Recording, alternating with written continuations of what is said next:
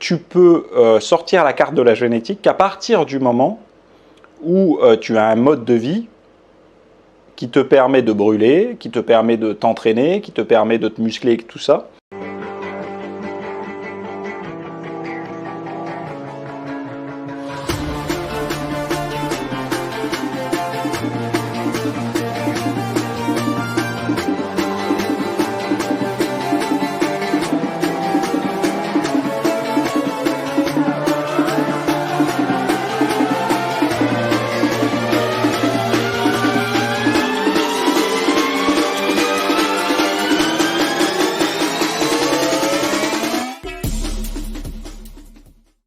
Allez, on reprend avec une question, vous allez voir, qui part d'un endroit mais qui va nous amener à un autre. Je viens de me brosser les dents, donc je regardais si j'avais pas du dentifrice qui traînait. De la part de Hicham qui me dit, si c'est pas génétique, alors par rapport à la vidéo Skinny Fat, comment faire pour prendre du muscle et perdre du gras, donc il me répond, si c'est pas génétique, pourquoi il y a ceux qui prennent du gras qu'au niveau du bide et d'autres au niveau de tout le corps? Eh bien en fait, la réflexion elle va pas forcément porter sur la génétique. Évidemment, il y a un facteur génétique, mais le facteur génétique, tu peux sortir la carte de la génétique qu'à partir du moment où tu as un mode de vie qui te permet de brûler, qui te permet de t'entraîner, qui te permet de te muscler, tout ça. Et à partir du moment où tu as instauré un bon style de vie qui va dans le sens de tes objectifs, tu peux voir, effectivement, si toi, lorsque tu fais une prise de masse musculaire et que tu es en surplus calorique, tu vois si tu stockes à des endroits X ou Y, ou alors à des mono-endroits, à un mono-endroit comme le tour de taille. Et moi, personnellement, c'est qu'un avis personnel, mais une réflexion que je vous encourage à avoir aussi, est-ce que les skinny fat ne sont pas le résultat de la modernité? C'est-à-dire que beaucoup de personnes se jugent comme skinny fat et accusent leur génétique, alors que ce n'est pas forcément le cas. On va un peu dérouler le truc. Personnellement, j'ai 34 ans là quand vous regardez la vidéo, donc j'ai eu la chance, et je dis bien la chance, de connaître une enfance, une adolescence liée à plein d'événements au niveau économique et tout ça, qui ont fait que j'ai pas été... moi j'ai eu un téléphone noir et blanc, là, vous savez, peut-être, il y en a beaucoup qui sont nés avec un smartphone. Pour eux, le smartphone existait déjà, les tablettes, tout ça. Moi, j'ai vécu une période où le téléphone portable n'était pas largement diffusé. Je me souviens encore que quand quelqu'un avait moi je me rappelle des coffrets SFR, je ne sais pas si vous vous rappelez de ça, mais les coffrets SFR avec les forfaits Millennium et tout ça, où il y avait le téléphone, on pouvait, en 5 minutes on avait fait le tour du téléphone, on était content de l'acheter au début, hop d'accord, fais voir les sonneries, fais voir les jeux, terminé, il n'y avait plus d'intérêt après c'était les textos et puis c'est tout quoi. Donc il y a ce côté là où étant donné que j'ai connu ça, forcément, je suis comme tout le monde, j'ai cherché à m'occuper de mes 10 doigts, de ce que je faisais de mes journées. Donc quand on n'a pas quelque chose qui immédiatement nous stimule, on est plus facilement amené à faire des activités en extérieur. Aujourd'hui, je me rends compte d'une chose, et je pense que ceux qui ont mon âge, voire un peu plus âgés, s'en rendront compte aussi. Dans la rue, il y a moins de scooters et mobylettes qu'il y a, je ne sais pas moi, 15-20 ans. Il y a moins de jeunes dans les rues. Alors, je ne parle pas dans les cités et tout ça, je vous parle de jeunes globalement. On voit moins de jeunes jouer au foot dans les rues. Moi, je me souviens quand j'étais ado, on était tout le temps avec un ballon au pied, on faisait du vélo, enfin, on faisait plein de choses. Donc, il y a moins d'activité physique. Donc, forcément, et on le sait très bien que l'activité physique étant jeune, conditionne quand même pour l'âge adulte. Et en fait, étant donné qu'une grande partie des jeunes d'aujourd'hui vivent dans une normalité, pour eux, ce qu'ils font, c'est la norme. C'est-à-dire qu'ils n'ont pas l'impression d'être hypoactifs. Ils ont l'impression d'être normaux. Donc du coup, ils pensent que leur physique est le résultat de la norme. Donc skinny fat étant le résultat de la norme. Et là, c'est là où je pense qu'il y a une problématique. Et vous allez voir qu'il y a quelque chose qui traduit très bien ce genre de comportement. C'est-à-dire que pour eux, l'activité physique, le courage, toutes ces choses-là, ce sont des choses exceptionnelles, et exceptionnelles dans le sens où c'est pas donné à tout le monde, c'est pas la norme et tout. Le meilleur exemple, c'est 2 youtubeurs. Le premier, c'est Thibaut InShape, qui je respecte beaucoup parce qu'il a apporté énormément au monde du fitness par son côté humoristique, facile d'accès, et il a orienté pas mal de personnes à se mettre au sport et tout, et on en avait besoin à une période où justement la muscu était peut-être un peu trop sérieuse, un petit peu trop cloisonnée dans un peu même sectaire, hein, surtout en France, et il a apporté cet élan un petit peu de drôlerie et de facile d'accès, tout simplement. Et donc ça a orienté pas mal de personnes, et dans le lot, il y a des gens qui ont duré, qui se sont intéressés, etc. Mais regardez une vidéo qui a fait, je me rappelle, elle est passée il y a quelques années, qui avait fait beaucoup de vues, c'est quand il était à l'armée, je crois, vous savez, tous ces corps un peu ou les forces de l'ordre ou l'armée. Et en fait, c'est aujourd'hui hyper attractif, déjà parce que le service militaire n'est pas obligatoire, n'est plus obligatoire, et ça ramène en fait à quelque chose un peu d'inédit. Il aurait fait la même vidéo il y a des années quand le service obligatoire était encore présent, où l'armée était encore, c'était encore quelque chose que quasiment tous les hommes avaient vécu. Ça n'aurait pas fait autant d'audience puisque les gens connaîtraient par leur propre expérience l'envers du décor. Aujourd'hui, c'est devenu quelque chose d'attractif. En termes de vue, de curiosité et tout. Attractif pas réellement, mais il n'y a pas des gens qui vont aller faire l'armée parce qu'ils ont vu la vidéo, c'est pas ce que je dis. Je dis attractif dans le côté où comment ça se passe là-dedans, c'est un monde mystérieux pour nous. Et le deuxième youtubeur, qui est plus pour moi un sportif de haut niveau quelqu'un de l'armée, c'est le Major Gérald. Regardez comme cette personne est respectée et admirée et tout. Alors moi, plus pour son côté sportif, parce que au-delà du militaire, de carrière et tout ça, qui est une chose très respectable, je vois surtout un athlète, peut-être que certains ne s'en rendent pas compte, mais cet homme est un athlète vraiment exceptionnel. Enfin, quand je dis exceptionnel, c'est vraiment quelqu'un qui a un niveau il n'a pas 20 ans, hein, je crois qu'il a plus de 40 ans. C'est quand même quelqu'un qui est hyper en forme au niveau esthétique. Je veux dire, quand il se met torse nu, je pense qu'il n'a pas honte devant des gosses de 15 ans ou de 20 ans qui font un peu de sport. Je pense qu'il est plutôt à l'aise dans ses baskets, et on voit qu'il est plutôt complet au niveau de ses capacités physiques. Mais on voit bien que, donc on enlève le côté athlète de haut niveau, on voit bien que ce qui séduit aussi beaucoup les gens, c'est ce côté militaire, discipline, courage et tout. Et moi, ça me fait toujours rire dans le sens où la modernité, on est là, on dit oui, mais de tout temps, on ne regarde jamais en arrière, il faut avancer, il faut avancer, il faut avancer.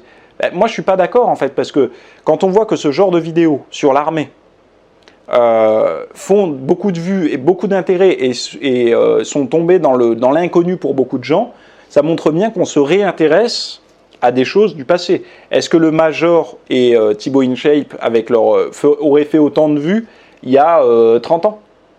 Je pense pas en fait, parce que justement, les valeurs qu'il montre, alors Thibaut qui montre par ses expériences et le Major par sa vie en fait, étaient beaucoup plus présentes il y a des années qu'aujourd'hui.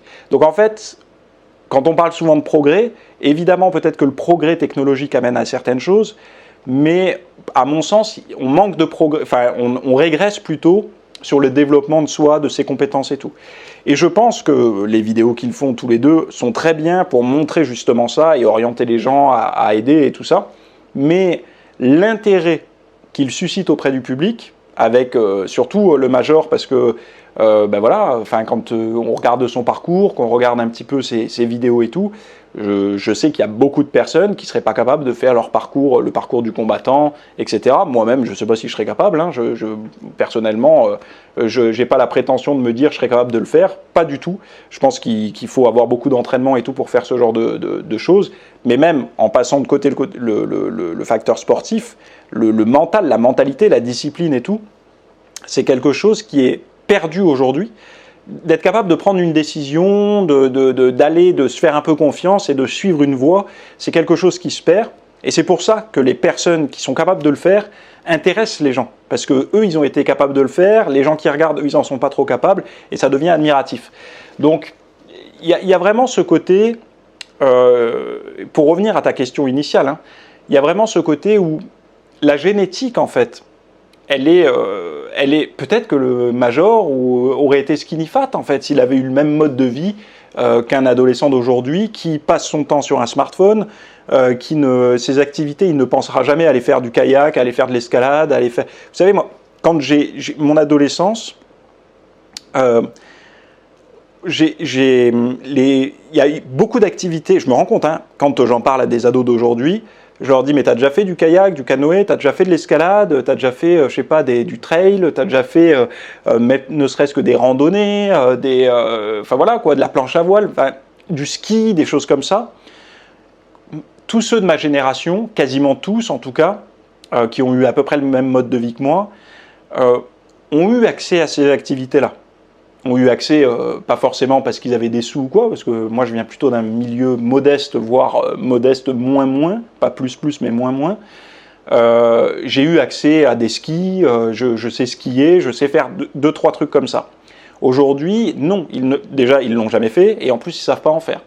Donc ça induit quand même quelque chose après au niveau de la normalité des gens. C'est-à-dire que si tous les gens qui vous entourent vous ressemblent, donc le seul sport qu'ils font c'est un peu de pompe, un peu d'haltère de temps en temps, c'est pas forcément quelque chose qui va refléter leur réel potentiel génétique.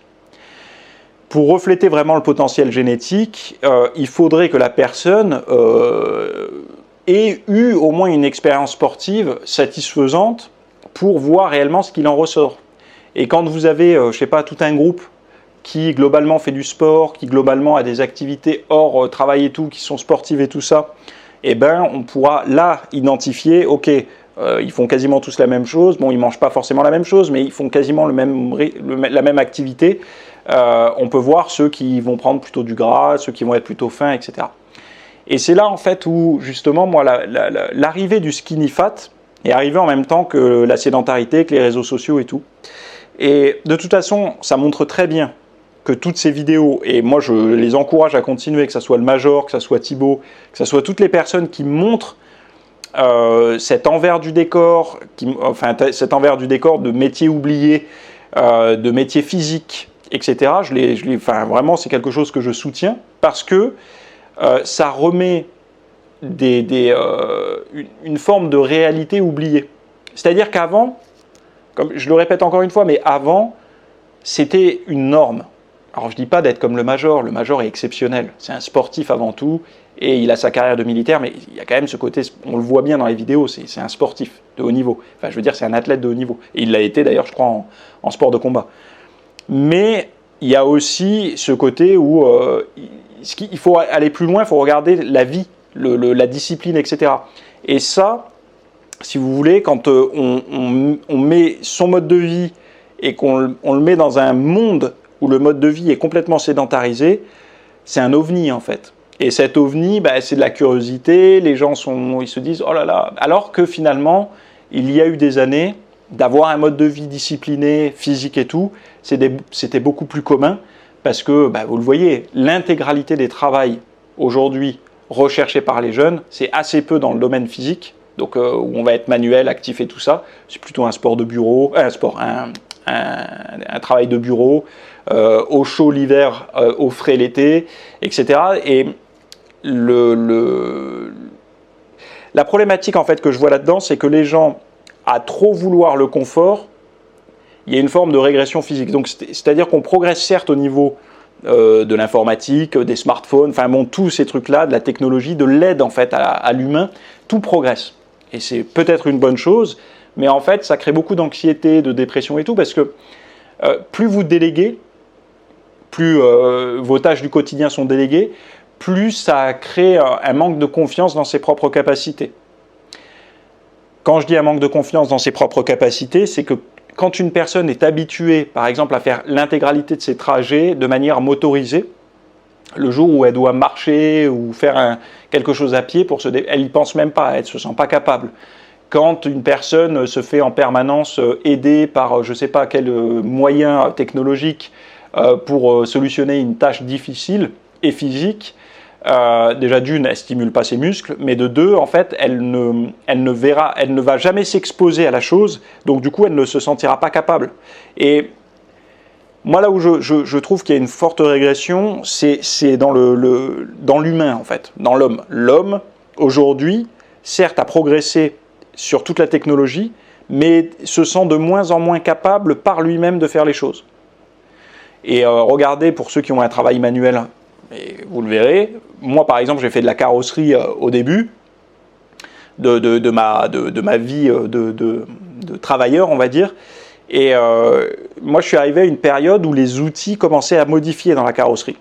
C'est-à-dire que je suis arrivé à une période où il y avait la transition entre le travail, on va dire, de taulier un peu à l'ancienne, où vous aviez le tas et le marteau. Donc pour ceux qui ne connaissent pas, quand vous avez un enfoncement sur une aile de voiture ou sur une portière ou autre, pour la redresser, vous preniez comme une brique en métal plane ou rainurée selon les besoins, mais qui avait une certaine courbe, un certain angle et tout, que vous placiez derrière la bosse de l'enfoncement de la tôle, et avec un marteau qu'on appelle un tas, qui avait une forme particulière également, on venait taper pas trop fort et pas trop peu fort pour redresser comme ça la tôle. Il fallait pas taper trop longtemps, sinon on l'allongeait, et du coup c'est pour ça qu'il y avait des rainures. Enfin bon bref, voilà, je vais pas rentrer dans les détails, mais il y avait un travail vraiment manuel où on tenait quelque chose d'un côté et de l'autre on venait taper.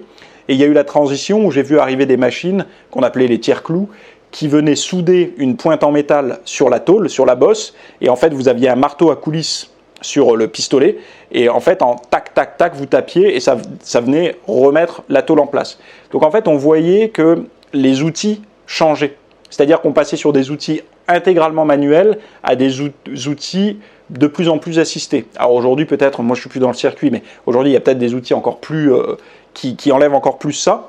Je le vois chez un pote qui est paysagiste, qui me disait, on est passé d'engins très lourds, les souffleuses, les débroussailleuses et tout, qui étaient relativement lourds à porter, le poids du moteur, le réservoir d'essence et tout, à des appareils électriques on a une batterie dans le dos, donc on sent plus le poids, et la batterie n'est pas très lourde, mais l'appareil en lui-même, finalement, après, il devient très léger, puisqu'il n'y a plus la batterie, il n'y a pas la batterie dessus, et il n'y a pas ce gros moteur en fonte à piston et tout dessus. Ça fait moins de bruit, moins d'odeur, moins de... Alors, il y a des côtés positifs, évidemment, mais on voit bien qu'il y a cette facilité. Demandez à un agriculteur d'aujourd'hui s'il a envie d'avoir le même travail il y a 50 ou 60 ans. Il vous dira je ne suis pas équipé pour, physiquement, en fait. Donc, je ne pense pas qu'il y a une cinquantaine d'années, on parlait de skinny fat. Je pense que ça, c'est vraiment une problématique d'aujourd'hui. Et que par rapport à ta question qui est le gras, la génétique au niveau du bide et tout, est-ce que c'est 100% génétique qu'on stocke là, sur l'intégralité du corps ou que sur le ventre? Effectivement, il y a une part de génétique. D'ailleurs, il y a une part aussi au niveau des sexes, hommes et femmes, c'est pas la même chose. Mais avant de parler de génétique, il faut aller chercher d'abord ce que notre potentiel. Et tu verras que même si tu t'entraînes sérieusement et tout ça, la génétique rentrera encore en ligne de compte, c'est-à-dire que tu verras que tu n'as pas le même physique que ton voisin, etc. Tu pourras voir qu'en prise de masse, tu stockes à tel ou tel endroit. Mais avant d'accuser la génétique et souvent d'abandonner, parce que beaucoup abandonnent du coup, parce qu'ils se jugent d'avoir une mauvaise génétique, et on le voit bien, hein, des skinny fat, en fait, c'est plutôt la majorité des jeunes, hein, des plus jeunes. Forcément, le corps n'est pas stimulé par le physique, par l'activité, par le manuel, donc il n'a aucune raison d'être musclé naturellement. C'est-à-dire que je ne vous parle pas de muscler, d'avoir des gros muscles naturellement, mais je vous parle juste d'avoir une musculature vous permettant de subvenir à des manœuvres voilà, X ou Y dans votre quotidien. Donc ça crée aussi de la masse musculaire quand vous êtes ado, quand vous avez Et c'est pour ça qu'on voit beaucoup d'adolescents qui, une fois passés à l'âge adulte, ils ont plutôt la même structure que quand ils étaient ados. Ils ont gardé un corps plutôt frêle, quoi. Ils se sont pas un peu charpentés par leur vie de tous les jours, quoi. Et c'est là où moi, là, tu vois, je fais rarement, tu verras, t'as vu là, j'ai parlé de 2 youtubeurs, enfin youtubeurs. Je pense pas que le Major est réellement un youtubeur, sa carrière est autre, mais aujourd'hui il a quand même un travail sur YouTube, enfin une expérience sur YouTube. Je vous recommande pour les gens qui sont dans ce cas de figure skinny fat et tout ça, qui n'arrivent pas trop à se sortir de ce monde-là, de regarder les vidéos du Major, de regarder les vidéos de Thibaut quand il va tester d'autres métiers et tout ça, pour justement vous familiariser avec ce monde qui existe, mais qui se perd en fait. Qui se perd et qui tombe dans le côté, enfin pas ponctuel, mais je sais même pas comment dire. J'ai pas le mot pour dire, le mot existe, mais il me revient pas. Vous savez, un peu, ça devient des ovnis, ce genre de choses-là. En fait, familiarisez-vous avec ça pour vous montrer que c'est possible, et faites des recherches, il y a beaucoup de gens qui le font, qui ne sont pas forcément présents. Le major est présent parce qu'il a sa chaîne, mais il y a beaucoup d'autres militaires qui ont un mode de vie comme ça, des personnes, des pompiers, mais même pour aller dans des métiers moins, qui inspirent moins le côté héroïque, mais qui pourtant le sont, à mon sens, des métiers physiques comme, je sais pas, celui qui vous coupe du bois et qui vous permet d'avoir de quoi vous chauffer l'hiver, donc celui qui va vous vendre les stères de bois et qui les coupe lui-même, c'était le travail de mon oncle. Je pense au travail d'un autre oncle que j'ai, qui est aujourd'hui à la retraite, mais tous les sauveteurs en haute montagne, les CRS, mon oncle était CRS en haute montagne, qui allait sauver les gens, vous savez, dans les avalanches et tout ça, avec son chien. Moi, je me souviens, quand il venait nous voir durant l'été ou même durant l'hiver, j'étais excité, parce que quand il venait, je savais que j'allais suivre son entraînement. En fait, quand il venait, lui le matin, il partait courir. Alors moi, quand j'étais gosse, je le suivais à vélo. On allait jusqu'au parcours de santé, des petites tractions. Alors moi, je me pendais à la barre, hein, j'étais gosse. Mais il faisait le parcours de santé, il faisait ça en courant. Et moi, j'avais une image choc, le voir faire des tractions sur une main, quoi. Bon, ben voilà, CRS, sauveteur en haute montagne, c'est pas il n'y a pas de chaîne YouTube où on vous montre ça. Enfin, peut-être il y en a, mais j'ai pas recherché, hein, je vais pas vous cacher, mais c'est pas des trucs top tendance. Mais des métiers comme ça, à la fois physiques, qui font preuve quand même de courage et tout ça, il y en a des tonnes. Il n'y a pas que militaires ou policiers ou pompiers, il y en a plein.